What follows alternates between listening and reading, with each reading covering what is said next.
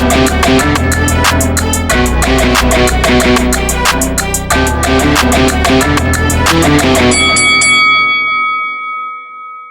guys, welcome to Boxing Squad for boxing news and views from around the internet.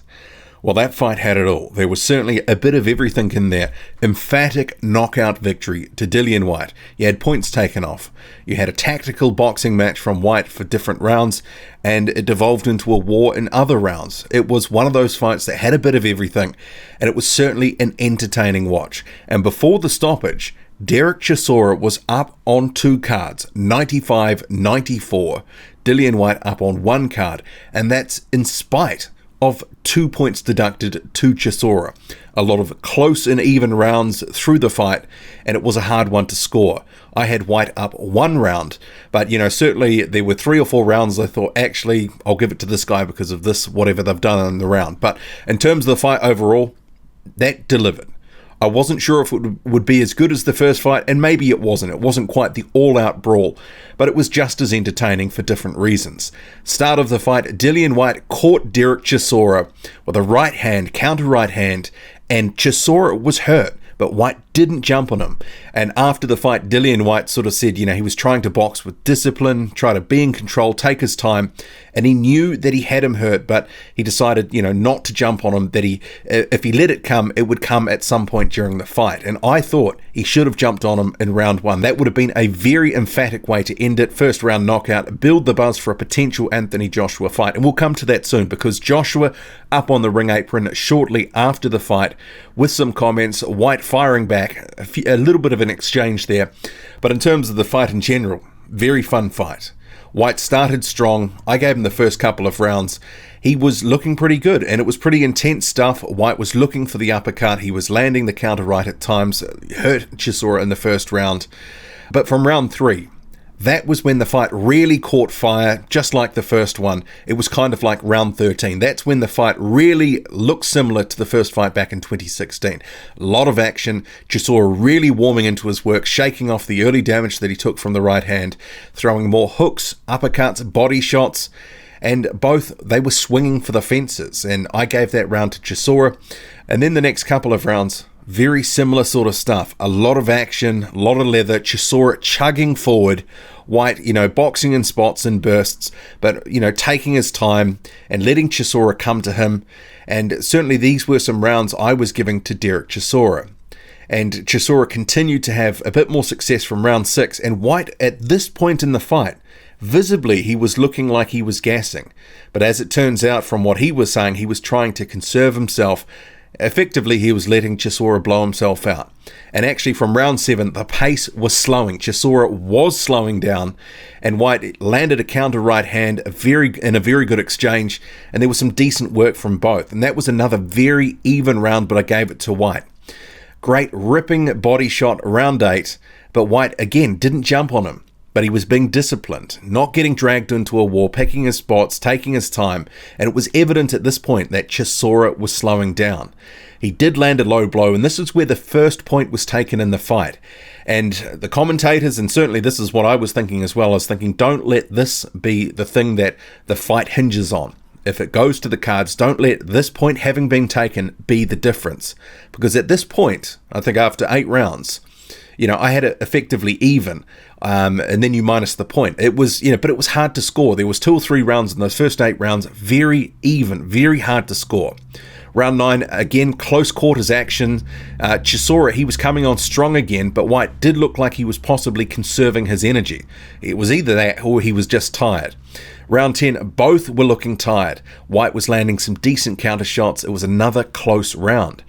Round 11, while Whyte was leaning on Chisora, he was laying all over him.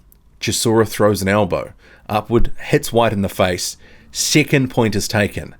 And this was a massive moment in the fight, because if it went to the cards, I was thinking this could be dangerous for Derek Chisora. He's lost 2 points here.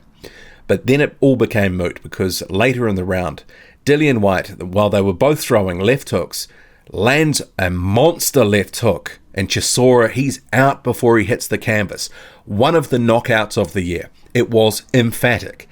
Dillian Whyte knocks out Derek Chisora in the 11th round. It really was a great knockout, certainly one of the knockouts of the year for me.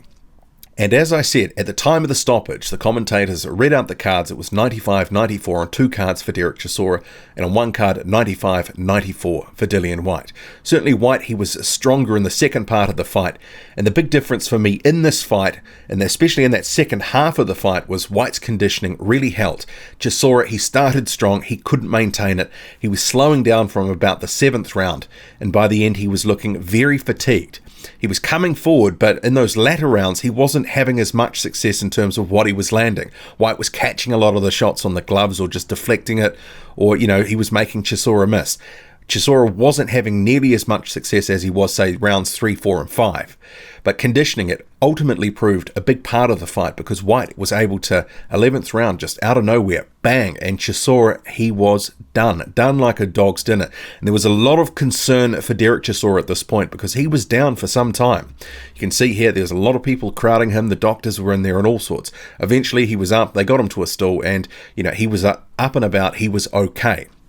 In the post-fight interview, Whyte spoke about, trying to box with discipline in this fight, be in control, take his time, that he knew it would come, and that he knew that Derek Chisora and Don Charles and David Haye, that they had trained for the left hook. But he said, over 12 rounds, I'm going to land it at some point. And he saw some mistakes that Chisora was making. He said he deliberately threw a lazy right hand to set up that left hook, which ultimately was the knockout punch. He said it wasn't a perfect performance, that he was a bit scatty at times, but he said it was hard to maintain his shape and composure at times. He was trying to keep it together, not get drawn into a wall, but he said, look, I've been into deep waters and I can swim. That he was pacing himself, and then he called out Anthony Joshua and said, I want that lanky piece of shit next. Let's do the rematch. And Joshua at that point, he got up to the ring apron and he spoke to Dillian Whyte and said, look, Deontay Wilder is the guy I want to fight. There's a list, you're on it. You're ahead of Jarrell Miller, but Deontay Wilder is the fight that I want. But if he doesn't take the fight, you are next. So he's ruled out a Jarrell Miller fight for April. He says it will be Dillian Whyte if Deontay Wilder does not take that fight. So we have a categoric position from Anthony Joshua on who he's going to be fighting next if Deontay Wilder doesn't take the fight, because there's been a lot of speculation about Jarrell Miller potential for a Madison Square Garden fight. That never made sense to me. They wouldn't give up that Wembley date. I didn't think they would. Miller potentially down the line as a debut in America for Joshua.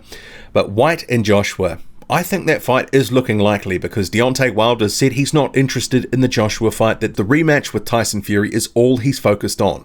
He said he's not interested in Anthony Joshua right now. Time will ultimately prove out if that's just, some hubris and ego and whatnot, but we'll have to see. But they're going to have to announce the next opponent soon because Joshua will go into training camp, as he said previously publicly, in January. So they've got a short amount of runway to get a fight with Deontay Wilder made. I don't believe they can do it, but in terms of Dillian Whyte, he's certainly done as much as anyone can do to earn a title shot. He's beaten Lucas Brown this year, he's beaten Joseph Parker this year, and he's beaten Derek Chisora. Brutal knockout, emphatic knockout.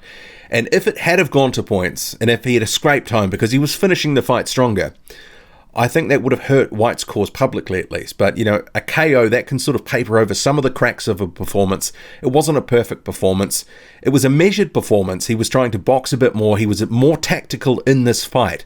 But because of that emphatic result, I don't think there's any need in terms of a third fight with Derek Chisora.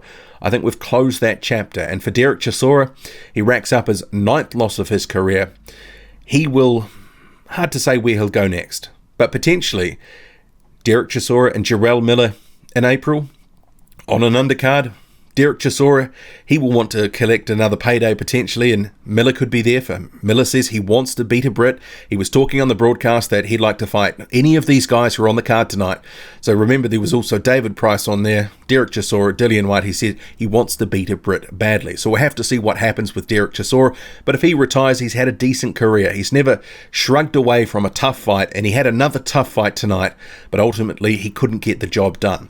He got himself into great physical condition. In the end, he just didn't have enough in the tank to keep the pace and momentum going, slowed down later in the fight, and he was ultimately taken out by the younger man who was on the upswing in his career. What do you make of it all?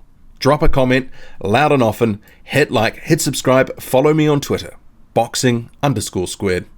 I'm out.